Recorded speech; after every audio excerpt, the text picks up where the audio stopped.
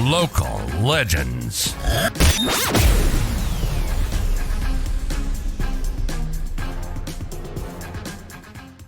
Tonight we're pleased and privileged to welcome aboard Jake Lehmann.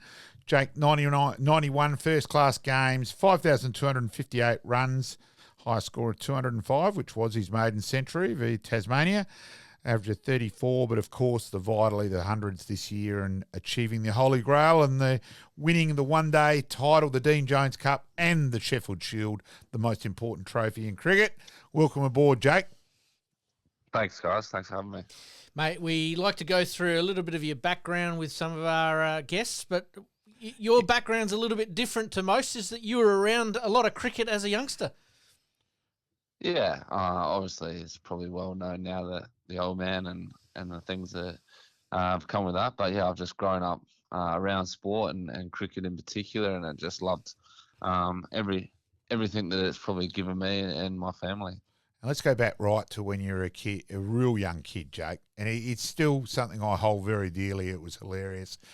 Darren would bring you down, or someone else would bring you down. It was occasionally Emma or whatever. And you'd be in what was called in the Chapel Bar, aka the Magic Cave, and you would have everyone in there bowling to you, and you'd be telling a couple of the older guys there, and you were their highlight, where they had to field. Can you remember much of that, Jake? Because you weren't very old. No, I can't remember a lot of the real young stuff, and I don't remember much, to be honest, of Dad playing. There's a few highlights, I guess, when I get into my early teens, but I've heard a lot of different stories and a lot of good ones. So I feel like I remember it, but I feel like they've also been told to me a few times. Oh, it was hilarious. It was brilliant. Now, I will say too, so the first time I actually saw Jake bat, went to watch my nephew, Thomas Simons. Did mention to Tom I was going to give this a plug today. Yep. For East Torrens, and I got it. You were playing up at Windsor. Got out the car. I've noticed Tom was a non-striker and looked. Oh, well, that's certainly a Lehmann with that stance. And the two of you put on 80 odd, and Tom was smart. He actually just gave you the strike. And you got 70 odd to get East Torrens home. Can you remember that game much at all, Jake? No, where was that? That was at East Torrens where you played. Where the season D's played, where the juniors were playing. Then was Gillis Plains Primary School, I reckon, back then. Oh yeah. Yeah. Yeah, I played a lot. I played a lot of cricket between there and Charles Campbell. Yeah. For East Torrens growing up, and I can't remember that, but there was definitely some good times out there for sure.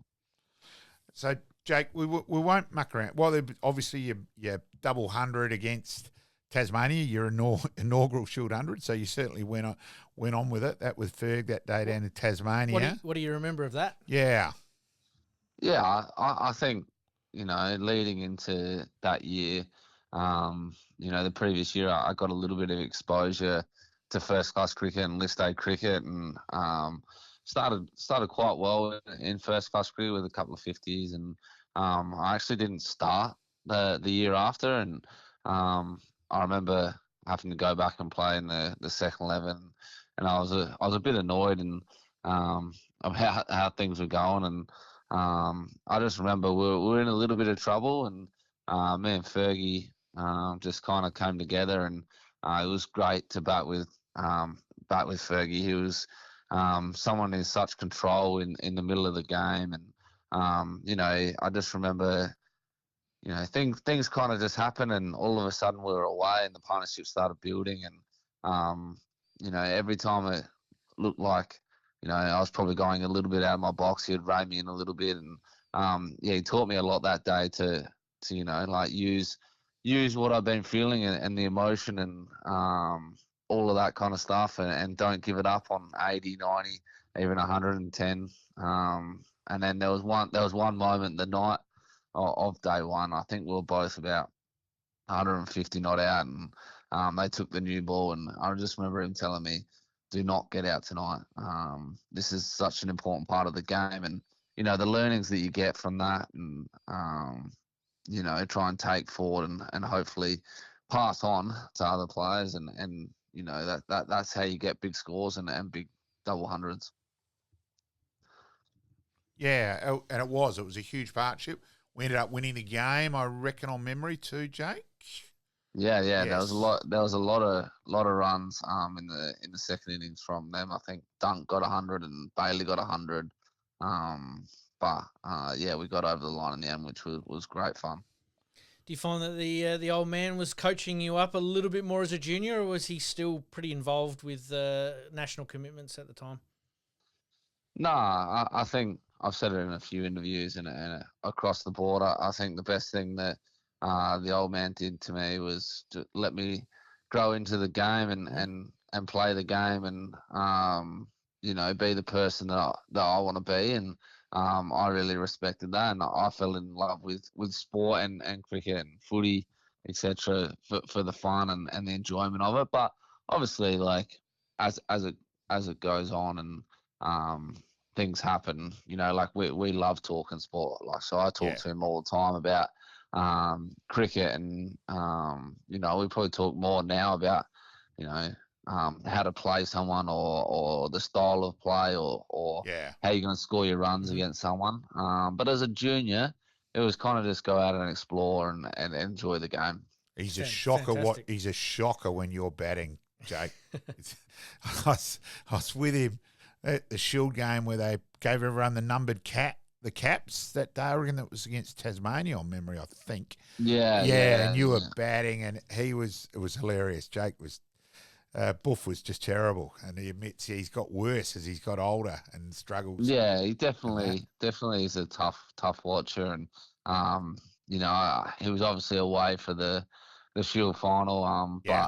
But I think he actually quite enjoyed watching the game by himself and Yeah, having no one else around and just enjoying the cricket and the moments as they come. I think obviously once we won and we were upstairs and a few of his old mates were there and my little Yeah. brother and family were all there.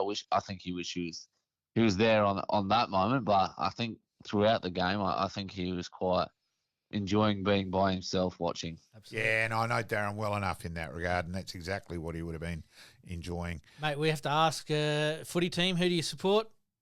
Yeah, I follow Yeah, Port Adelaide You and got the Ambassador dark at Port side. I Adelaide. can't believe that. Yeah, no, Disgraceful. I've loved them. They've been so good to me. I've seen one premiership, and hopefully we'll see another one at some point. But yeah, I love going down to Yeah. Adelaide Oval. I love footy. I think Yeah. what they've done there, and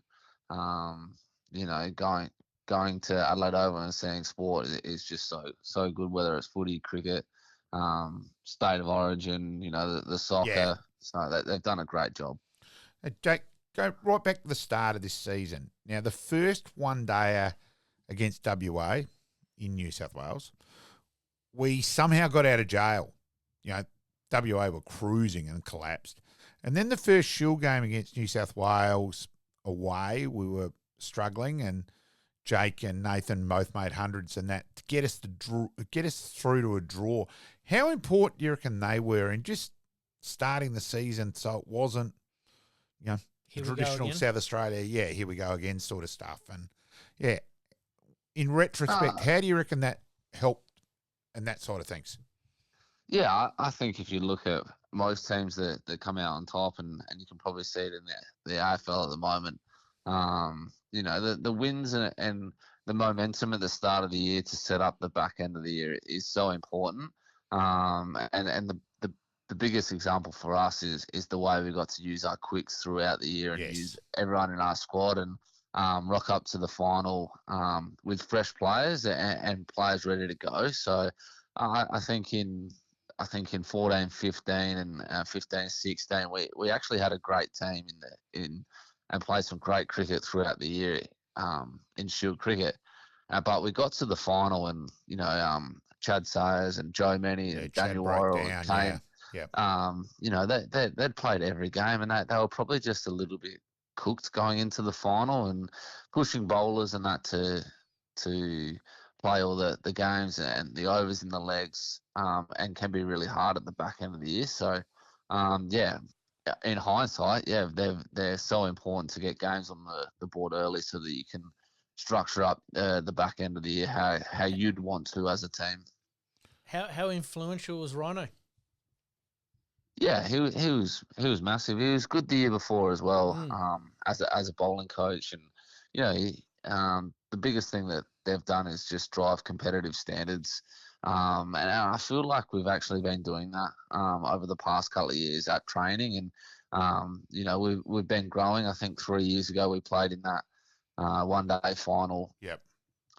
in WA. Obviously, we weren't on the right end of that, but the next year we won 3 Shield games and missed out on a couple of tight ones when we could have easily been playing in the Shield final the year before. Yep. And then this year, once again, I think we just saw the rewards of continued competitiveness and driving those bat v ball standards in the nets, while adding some more depth in the squad, with Sanger coming in, etc. So, but I think he's been great, and his competitiveness and his willingness to win and explore ways to get better is been evident.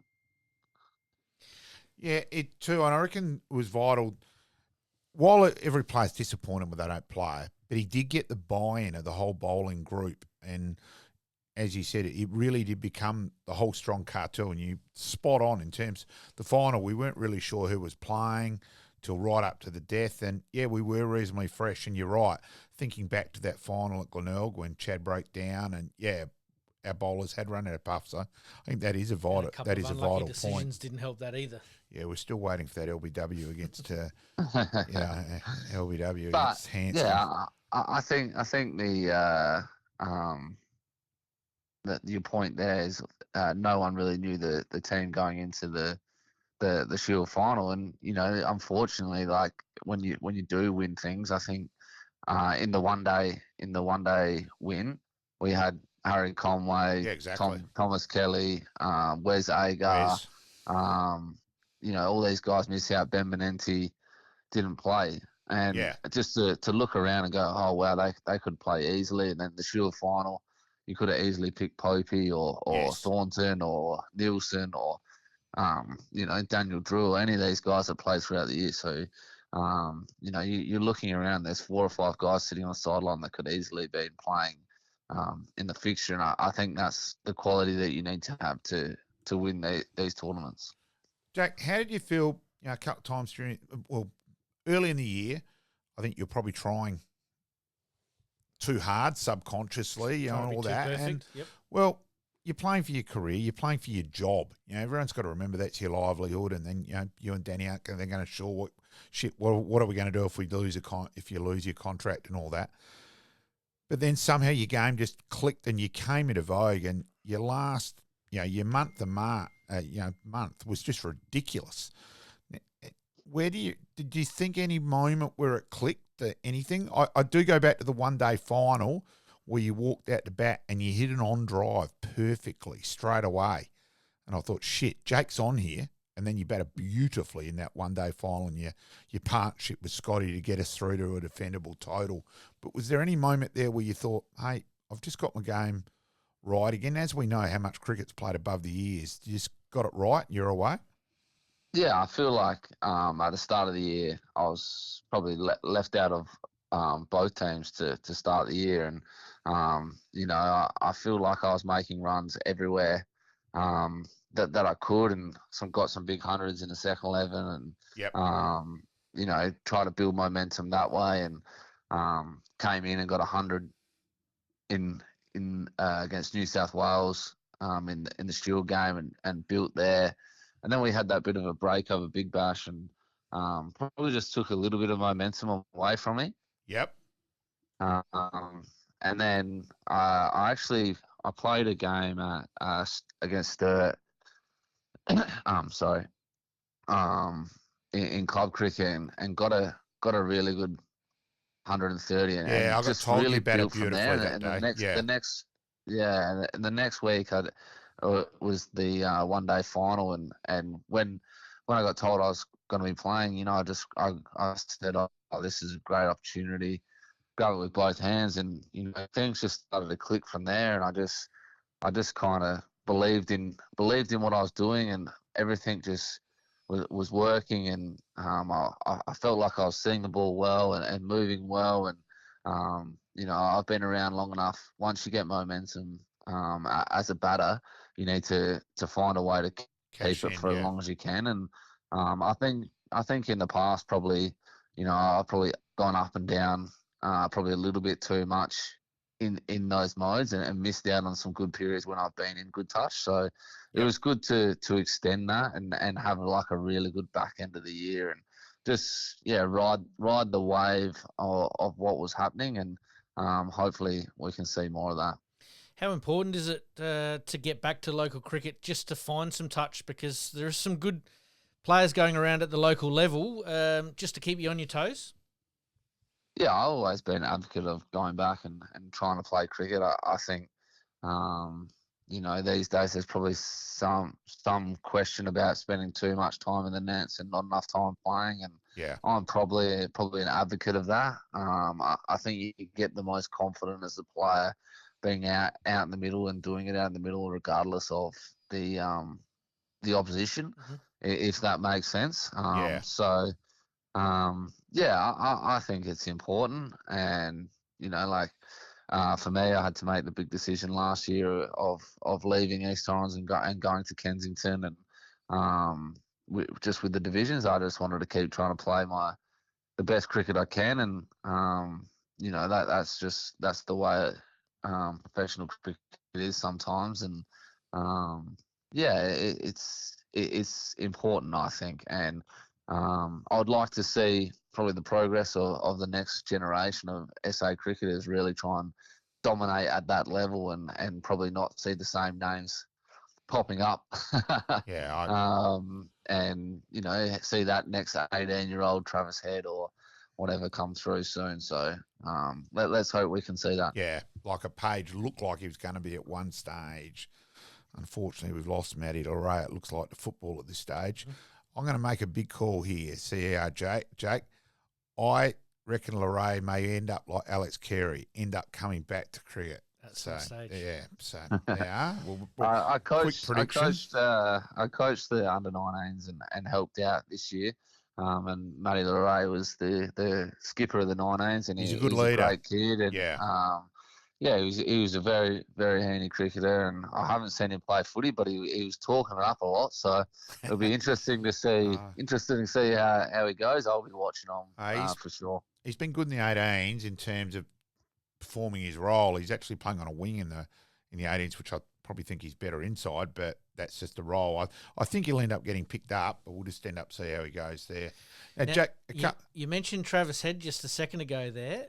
Now, tell us all about this competition with the moustache with Travis Head. Oh yeah, that was years and years ago. But we were just stuffing around as young kids, and I think at the time, I think we were betting on a carton of beer at that stage, and I ended up winning the bet. And looking back now, knowing how well Travis has done and how successful he's been, I probably should have upped the bet. Yeah, just a tad. Gone a bottle of Grange or something. At least, Jake. And Jake, so huge thing this year. It's our most successful ever season away, which I reckon is really significant. Now, one game, we've got to go to the game in Tasmania. It's still the most crazy finish ever seen in a game of cricket, where incredibly a dot ball changed everything in the last over. What were your thoughts down there, Jake, as the experienced older head out in the field? Because it was crazy, wasn't it, in terms of a finish? It was, just try and explain what you were thinking down there, mate. Yeah, I think going into the day, and, I think we thought that it was going to be, tough to get wickets, but I thought, 450 on the board, like there's going to be 10 opportunities to be created here at some point. If we're good enough to take them, we'll win. But as the day went on, the opportunities they weren't coming. Like we didn't really drop any, or we dropped a couple catches, but we were like, there's got to be some more coming, and it just kept getting tighter and tighter. And it was definitely, I reckon, about when Mitch Owen was still in, I felt like, geez, this might have just slipped away. Yeah, But, yeah. you know, once again, Rhino's messages continue to fight, stay in the contest. They'll make another mistake, and you know that's exactly what happened. Oh, And Mitch bloody Owen oath. just hit one to mid on randomly, and then all of a sudden, you know, we had another one, and then you know, they started to block, and then I don't know what Riley Meredith was doing in the last little bit, but Well, we had Wes thanks. Agar on our show since with that, and Wes said they put up 3 on the scoreboard. So how in the hell Meredith didn't know as the player coming into bat? You would have thought it would have been talked about on the bench, but he's seen the 3, so he thought it was 2 to tie, 3 to win. So that's why he came back for the second run, thinking that was the tying run, which obviously was more bonus points than a draw. Where it turned out, no, that wasn't the correct thing. So it was just sensational for us. Yeah. It was amazing. But once again, it just shows you if you can stay in the contest and you know, try and keep creating those opportunities. And a lot of times the games turn because pressure does funny things to people, and we saw that evidently there. Did you do anything different on your trips away this year? Liking this podcast? Please like, rate, and subscribe.